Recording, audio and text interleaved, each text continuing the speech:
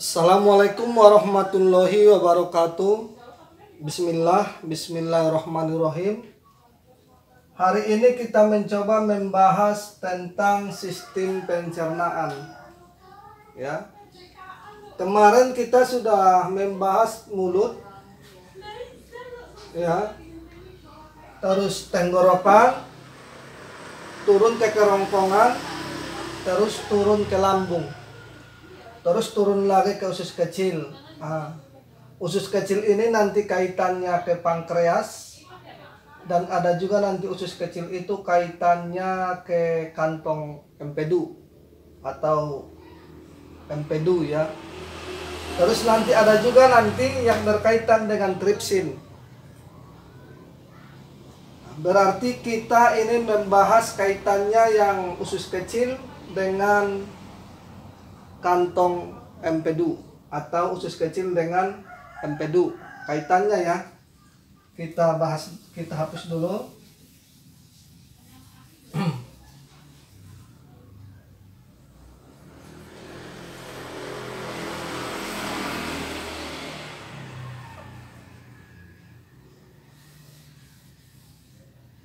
Berarti ini usus kecil yang kaitannya dengan empedu.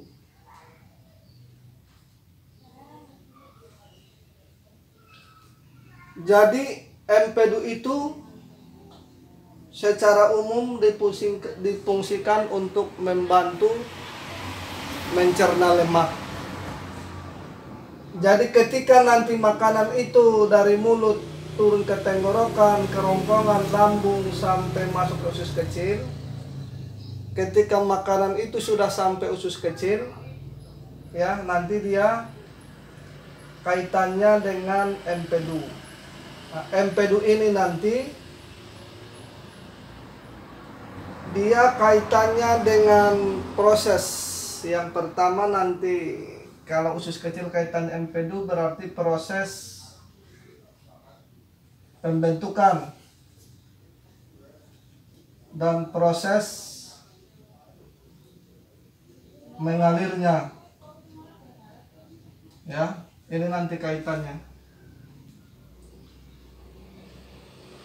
Jadi kalau nanti kantong empedu itu prosesnya pembentukannya tidak bagus atau proses mengalirnya itu nanti tidak lancar, maka akan timbul masalah. Ya. Nah, ini nanti sangat banyak terjadi di lapangan. Karena apa? Karena nanti tanpa disadari, kalau nanti proses mengalirnya cairan empedu itu lancar, itu biasanya tidak terjadi masalah. Tetapi seiring nanti berjalannya waktu, terus mengalir tanpa kita sadari, batu itu sudah terbentuk. Ya. Batu itu nanti sudah terbentuk di sini. Biasanya kalau proses pembentukannya itu sangat jarang. Yang sering itu proses mengalirnya. Maka kalau proses mengalirnya nanti terhambat, maka akan timbul batu. Jadi hampir semuanya nanti yang berkaitan dengan batu, ya, atau nanti batu empedu ya, empedu, terus berkaitan dengan batu kantong kemih, terus berkaitan nanti dengan batu ginjal. Ini biasanya orangnya itu, batu ini akan terjadi biasanya orangnya kalau tidak kurang gerak ya. Biasanya disebabkan karena kurang cairan. Ini penyebabnya. Jadi kalau nanti kita tidak ingin batu ini terbentuk, baik di batu empedu atau batu kantong kemih atau batu ginjal, maka kita perbanyak bergerak dan kita perbanyak cairan atau kita perbanyak minum, ya, minum air bening atau minum air putih. Jadi kalau nanti kalau dia berkaitan dengan batu, secara umumnya kalau dia berkaitan dengan batu berarti dia berkaitan dengan kantong atau kantung, ya. Kantong itu harus, ini contohnya kantong itu harus digerakkan. Maka biar nanti tidak terjadi pengendapan di dalam yang akan menyebabkan nanti timbulnya batu.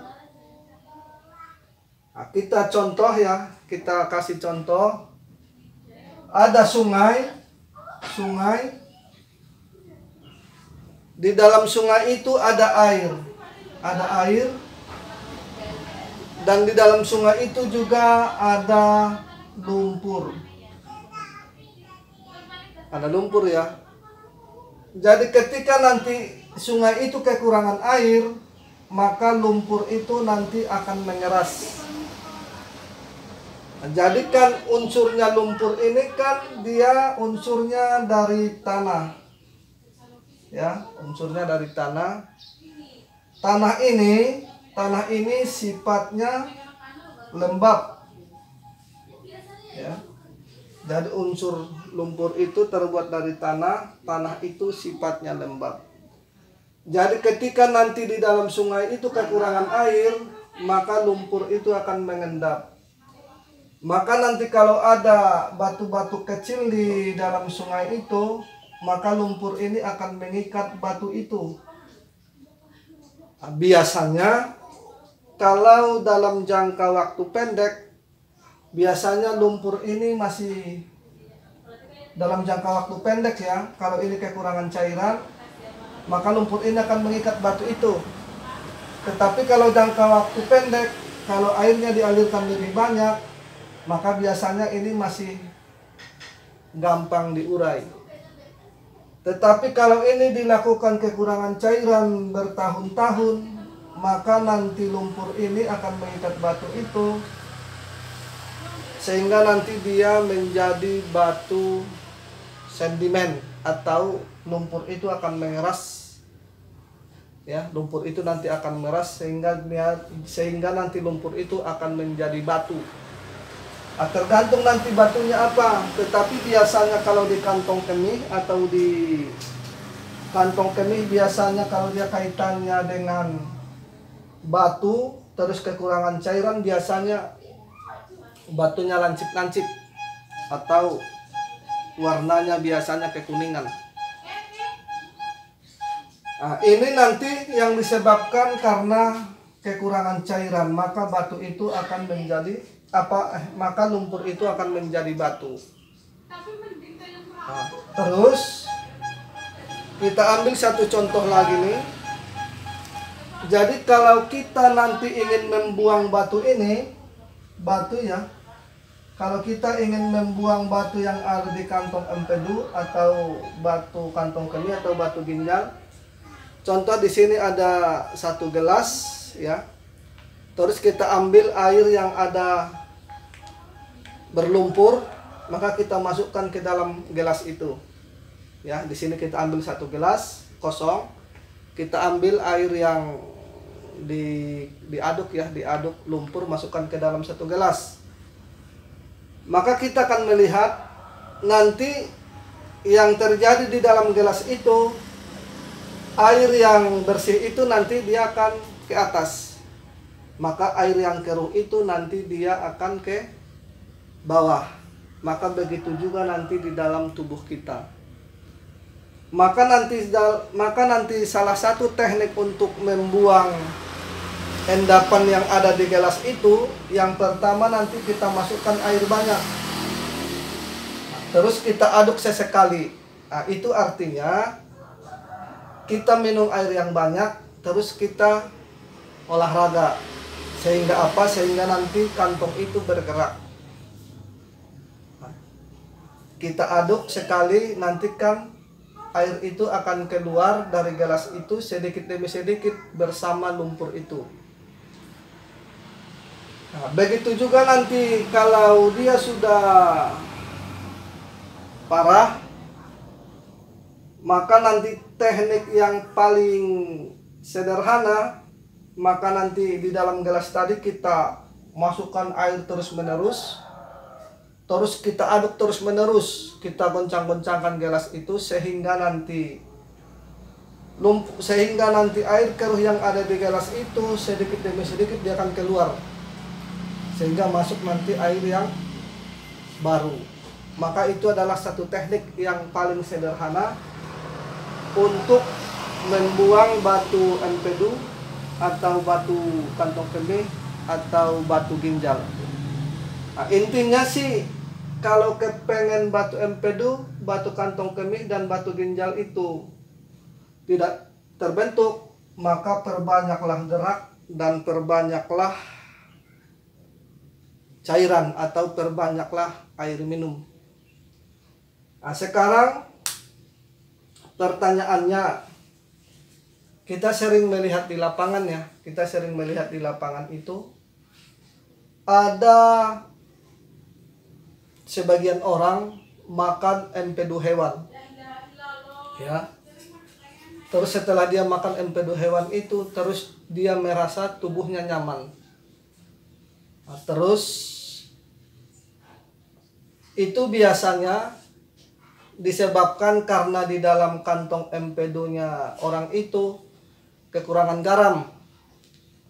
Nah, maka pertanyaannya, kenapa dia makan empedu hewan itu tubuhnya terasa nyaman?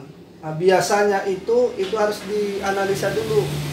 Apakah dia nanti permasalahannya proses pembentukan empedu dia itu tidak cukup, atau nanti proses mengalirnya itu dia tidak bagus, sehingga kalau dia makan empedu hewan dia terasa nyaman ya. Jadi cukup sampai di sini dulu pembahasan kita tentang usus kecil yang kaitannya dengan empedu ya. Jadi nanti intinya sih kalau dia kaitannya dengan proses mengalirnya, berarti dia kaitannya dengan penyumbatan. Penyumbatan itu nanti kaitannya dengan batu. Batu itu nanti kaitannya dengan dengan kantong. Kantong itu harus digerakkan terus menerus, terus kita bergerak ya, digerakkan terus menerus sehingga nanti kantong itu tidak terbentuk batu. Terus minum air yang banyak. Insya Allah nanti sampai di sini dulu pembahasan kita ya.